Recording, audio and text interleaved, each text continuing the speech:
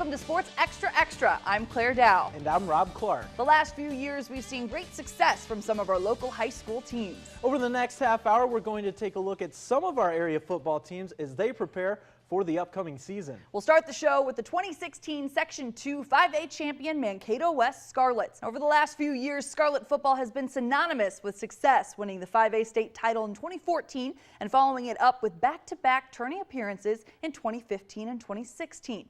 This season, the Mankato West sideline will look a bit different. After 9 trips to state and 2 state championships, longtime Scarlets head football coach Mark Esch resigned. In March, one of his assistants, J.J. Helgett, was named head coach of the Mankato West Scarlets. I've been around for the last 11 years, so it's pretty exciting taking over a new role. But overall, once we got out here yesterday and the day before, nothing's changed. It'll be the same style, and what we're trying to do is continue the tradition that we built of excellence and keep doing what we've been doing in the previous seasons. I told the guys in our first meeting that we're going to continue the tradition, and the players don't change, the system's not changing. So our goals are the same as they have ever been. The Scarlets are the 3-time defending Section 2 5A champions. Though they lost a slew of seniors from last year's state semifinal squad, including starting quarterback Rob Meidel and running back C.J. Terry, the future looks bright for the red and white. We returned 4 offensive linemen out of 5. We return most of our defensive fronts. So we're pretty excited. We got guys with some experience. We got guys that don't have any experience, but we got some talent. So that's always good. After nabbing the state title back in 2014, West hasn't made it back to the championship game, falling twice in the 5A semifinals. I know it's fueled all of us, and it's been in all of our minds, whether we've been working out in the weight room or running sprints every morning. It's been in all of our minds, and we're ready to hopefully make it back to there and win this time. It'll mean a lot to me. I've definitely been on the past few years, seen what the older guys have done in order to make that championship culture. And so I want to keep continuing that throughout this season, and hopefully we can get after it, win the section championship, and then win state. I mean, those are our 2 main goals right now. The Scarlets' quest for a title begins Friday, September 1st. West opens the season on the road at Rochester Century. I'm just looking forward to the new ride. It's going to be something different. It's going to be something special. But at the same point, I am pretty happy with the staff that I put together. I'm pretty happy with the players that I have. So in the end, I'm just excited to get going. Now to another state qualifying team, but in Class 4A. Last season, the Marshall Tigers defended their Section 2 title, finishing as one of the top teams in the state despite losing some key seniors from that squad. The Tigers still have a lot of firepower with their sights set on winning it all in 2017. We all really wanted this year. We've been putting hard work in the summer, this summer, and yeah, we just want to get back there and win it all. We're driven, we're hungry, we're loving it. Practices are getting harder for the good right reasons. Lifting, we're doing a lot more. The team's collectively doing a lot more than we've done in the past. I can feel it. I felt it every year. We've gotten better and better, and we've prepared better and better each year. And this year is going to be one of the best. The Tigers were undefeated last season up until the state semifinals when the squad fell to the eventual Class 4A champs, Benilde St. Margaret's. Last year it hurt a lot, with that, especially with that group of seniors. I mean, we had 3 college receivers that are going to play in college right now, so I mean it hurts a lot, but after that finish, we're ready. I mean, we got one goal this year, and it's a state championship. We know it's going to be hard to replace a Blaze Andrews and a Reese Winkleman, 2 D1 kids, but we got a great group coming back and a strong senior class. Despite losing a tackle that may start as a true freshman for the Golden Gophers, the O-line returns 3 starters. Offensive line, they're overlooked a lot, especially after last year we lose Blaze, but I mean, it's going to be a fun year. We have a lot of guys, a lot of seniors coming up this year that people overlook a lot, but they're definitely excited to prove themselves this year. Last season, Marshall routinely put up 40-plus points per game. The Tigers credit much of their success to a tough offensive line that lead the way for 2 returning playmakers in Jefferson Lee V and quarterback/NDSU commit Trey Lance. Make me a good coach calling plays, that's for sure. So, Jefferson ran a 4.4 at camp this summer, and Trey's one of the best athletes in the state, we think. So there's a lot of things we can do, and they've been in the system, they understand the system, so we think we're going to be pretty diversified on offense. Defensively, there's some uncertainty as to who plays what position, with with many holes to fill. Basically, we're replacing 9 positions. So we're a little behind in defense right now, but we're looking for guys that want to run the football and like contact. And we got a lot of options there, and position battles are good to compete, makes everybody better every day. The Tigers' quest for a championship begins September 1st against Albert Lee.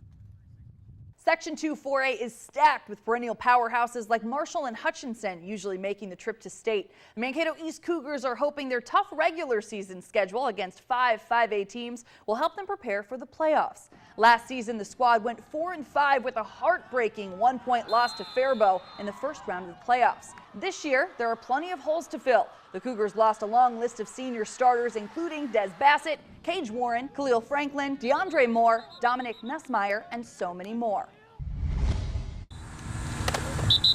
We had such a big senior group last year and a lot of 3-year starters that, again, guys finding their roles, finding out where the leadership's going to come from here is a big part of these first couple of weeks. We definitely lost some good guys, but that'll happen each year.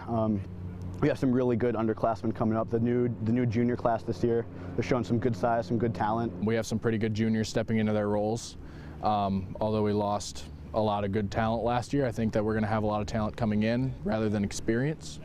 Good. Some guys playing a bit of a bigger role this year, and people learning how to play with each other. The powerhouses, they take it and they reload.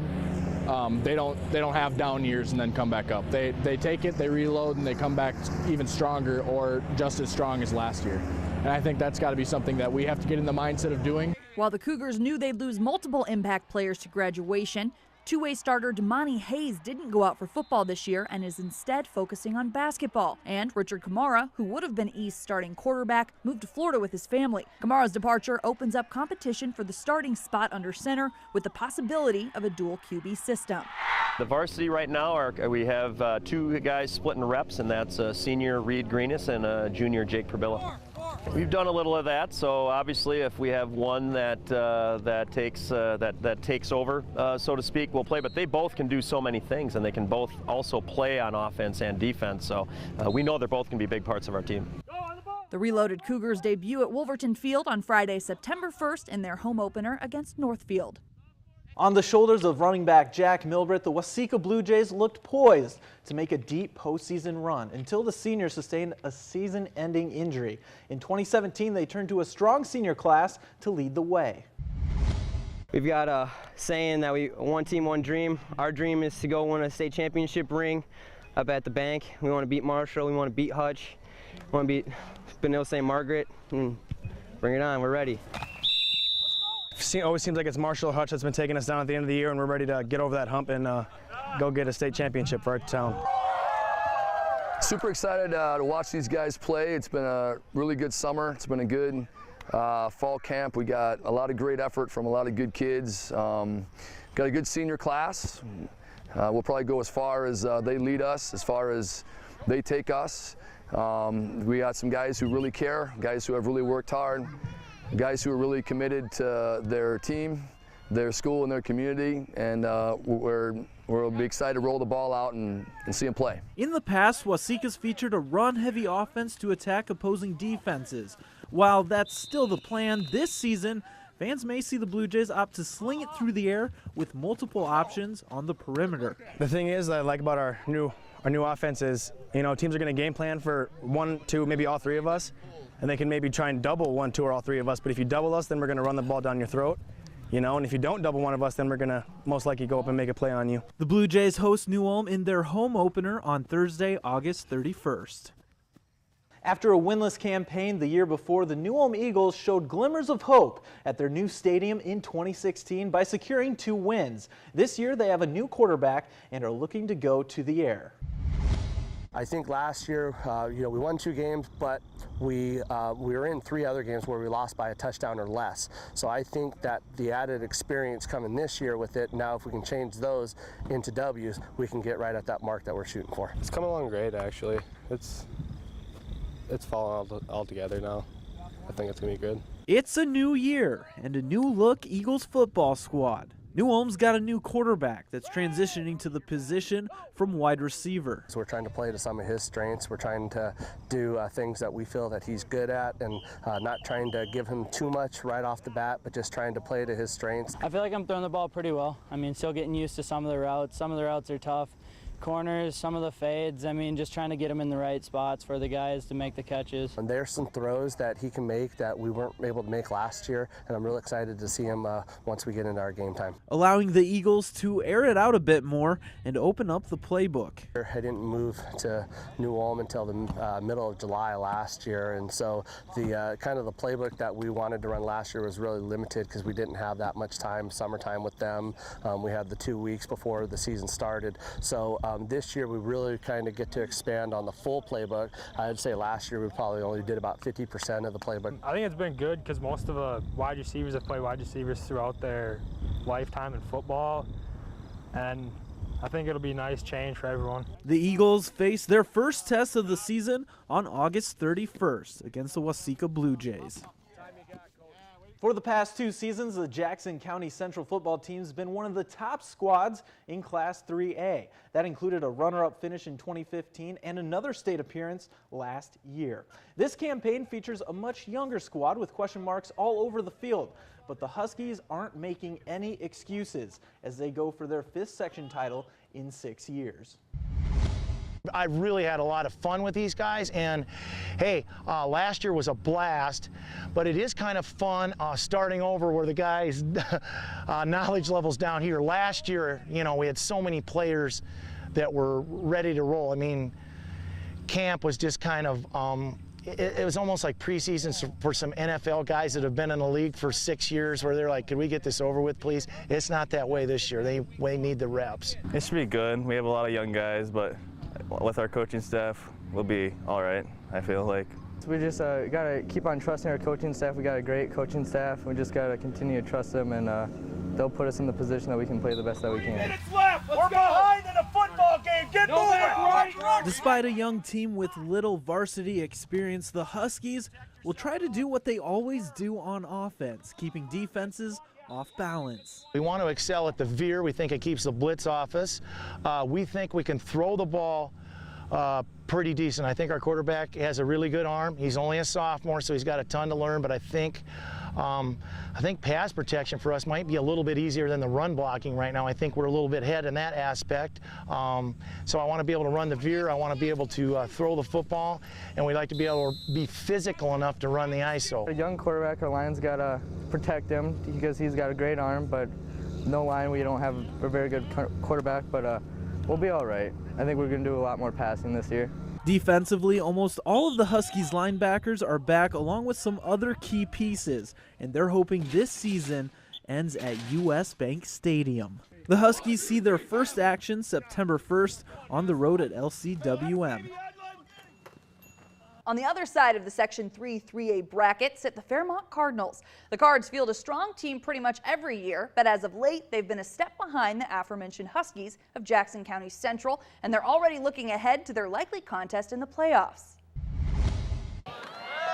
Last season, the Cardinal football team went 7-3, a mark many schools would be happy with, but not Fairmont. The Cards have their eyes on a state title. Standing in their way, the Jackson County Central Huskies. The teams keep meeting in the Section 3 3A title game, with the Huskies narrowly topping the Cardinal in white. You know, 3 out of the last 4 years we've lost in the section final, and I reminded those guys yesterday while we were conditioning on where we want to get to and where we want to be, and we don't want to lose the section final again. So they got a little bit of excitement in their bodies right now. Definitely helps you feel motivated because we've lost to JCC in the section championship the past 2 years. Don't want that to happen again.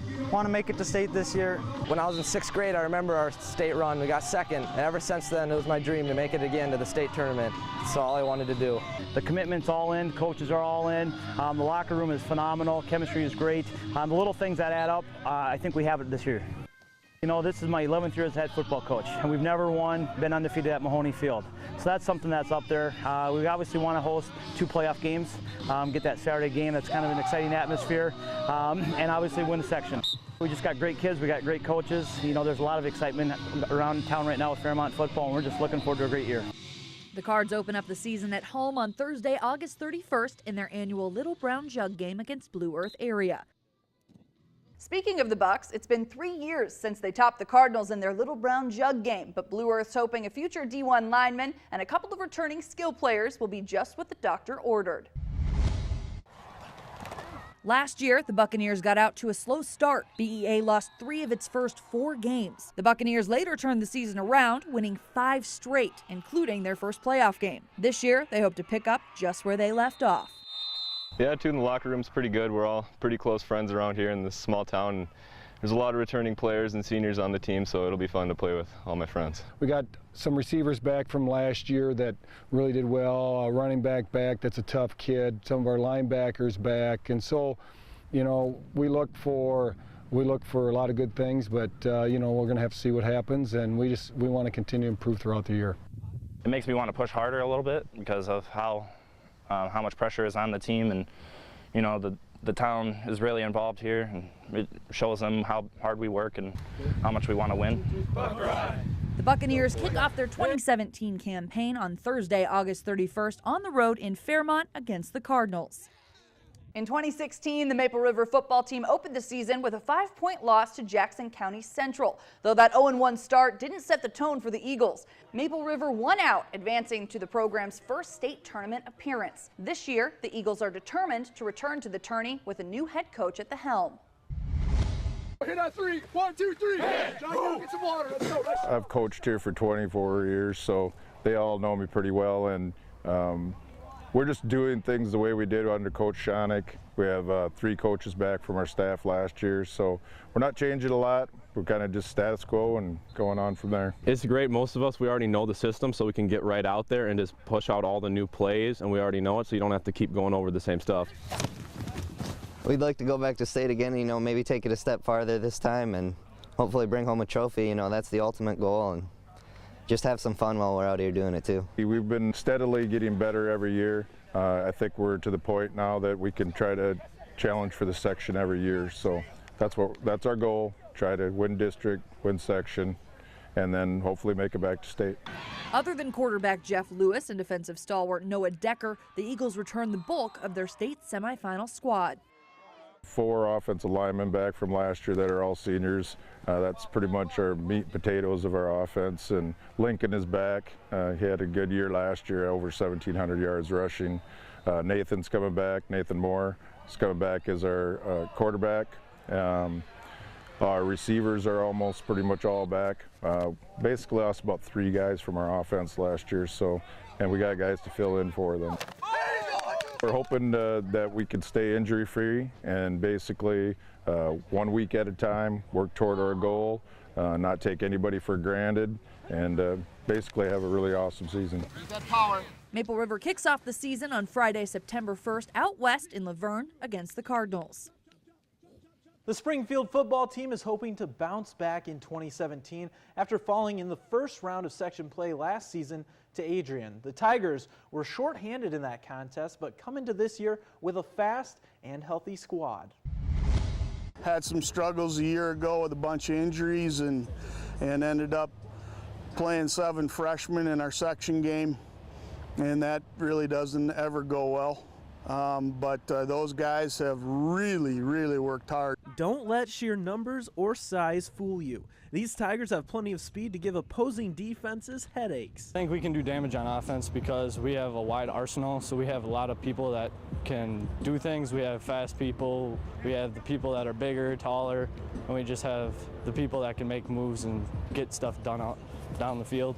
We are very athletic and very fast, so I'm real excited to see if speed can overcome brawn against some of the people in our district. The landscape of Springfield's schedule changed from 2016 due to a couple of teams dropping down a class to 9-man. They know what's coming. You know, we've got to go to Ortonville, we got to go to Adrian, we got Minneota at home.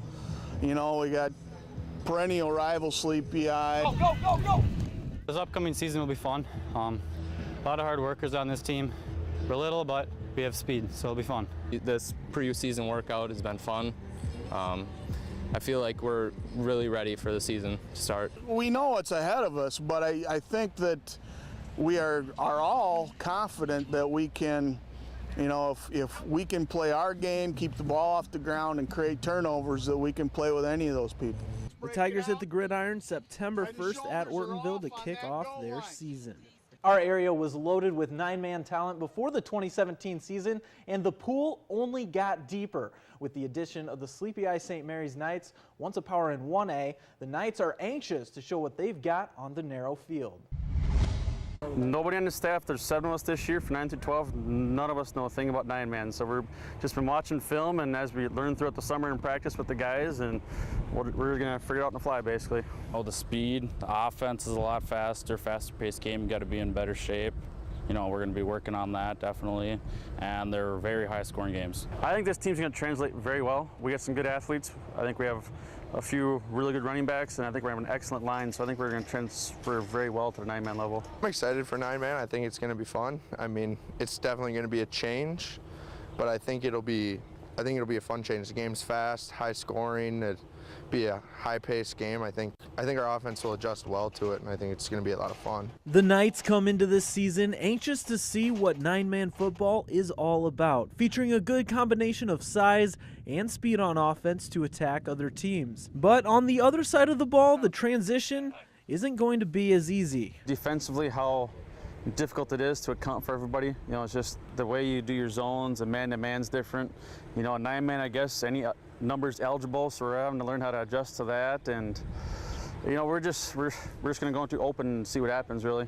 I'm sure we're going to have some games where we're going to be surprised about what the other team's doing, and we're just going to have to take some bumps and bruises along the way as a coaching staff. Defensively, we have enough athletes, fast players, disruptive players who can really change the pace of the game in favor of our team. The Knights are doing all they can to prep for the upcoming season, watching film and practicing different schemes.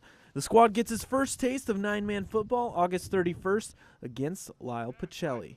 The Loyola Crusaders are also dropping down to 9-man this year, at least in the regular season. The Crusaders haven't posted a winning record since 2009, with program numbers dwindling each year. Last season, the squad went 0-9, forfeiting twice because they didn't have enough players to suit up, which encouraged Loyola to drop down a class.